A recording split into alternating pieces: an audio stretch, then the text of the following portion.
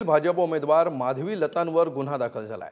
काही महिलांचा बुरखा उघडून त्यांची ओळख तपासल्याचं हे प्रकरण आहे। हैदराबादच्या मलकपेटमध्ये माधवी लतांविरोधात हा गुन्हा दाखल झालाय।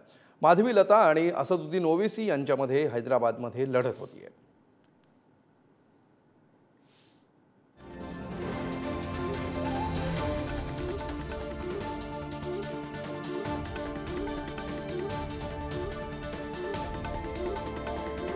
आणि याविषयी अधिक माहिती घेऊया। आमचे प्रतिनिधी शिवाजी काळे सध्या आपल्या सोबत आहेत।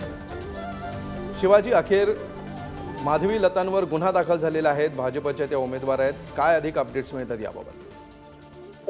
ज्या व्यक्ती मतदानाला आल्या होत्या त्यापैकी काही महिला होत्या आणि त्या महिलांमध्ये त्यांची ओळख पटवण्यासाठी त्यांनी असं केल्याचं त्यांचं म्हणणं आहे।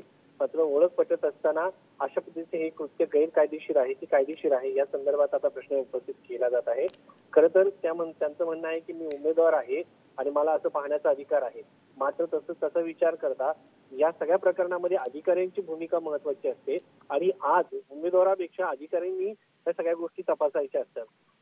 हैदराबादमध्ये आतापर्यंत आपण पाहिलं असेल तर काही दशकांपासून असदुद्दीन ओवेसी यांच्या घराण्याची सत्ता आहे। असदुद्दीन ओवेसी यांचे वडील देखील या ठिकाणी खासदार होते। मात्र यावेळेस माधवी लता त्याचबरोबर काँग्रेसने या ठिकाणी मुस्लिम उमेदवार दिलेला आहे मोहम्मद समीर आणि याच्यामध्ये माधवी लता ह्या सध्या हिंदू उमेदवार आहेत। त्यामुळे ही तिरंगी लढत होताना पाहायला मिळते। या अगोदर देखील आपण पाहिलं तर नवनीत राणा यांनी 15 सेकंद आम्हाला सूड देण्याच्या वेळी यंत्रणेला मग आम्ही पाहू असं वक्तव्य केलं। या संदर्भात देखील एक गुन्हा दाखल झालेला आहे। तर या सगळ्या प्रकरणामध्ये आता पुढचं पाऊल म्हणून जर आपण पाहिलं तर राजकीय जे आहे ते वातावरण तापलेलं आहे आणि या ठिकाणी माधवी लता यांनी मोठी फाईट जी आहे असदुद्दीन ओवेसी यांना देताना पाहायला मिळत आहे। अनेक भाजपचे नेते सध्या हैदराबादमध्ये जात आहेत आणि या सगळ्या प्रचारामध्ये एक वेगळं वातावरण तापताना आपल्याला पाहायला मिळालं होतं। आज मतदान जेव्हा पार पडत आहे तेव्हा नक्की मतदार राजा कोणाला कौल देतो हे पाहणं महत्वाचं आहे।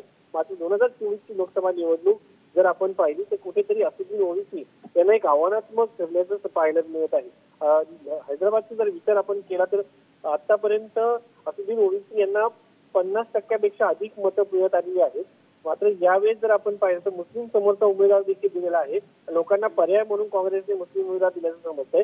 दुसरीकडे जर पाहिलं तर हिंदू मतांसाठी देखील त्या ठिकाणी भाजपने एक पर्याय म्हणून दिला। त्यामुळे या ठिकाणी कोण विजयी होतं याची सध्या चर्चा सुरू असताना निश्चितपणे हैदराबाद मधल्या लढतीवर याचा काय परिणाम होतो हे बघणं तर महत्त्वाचं असेलच।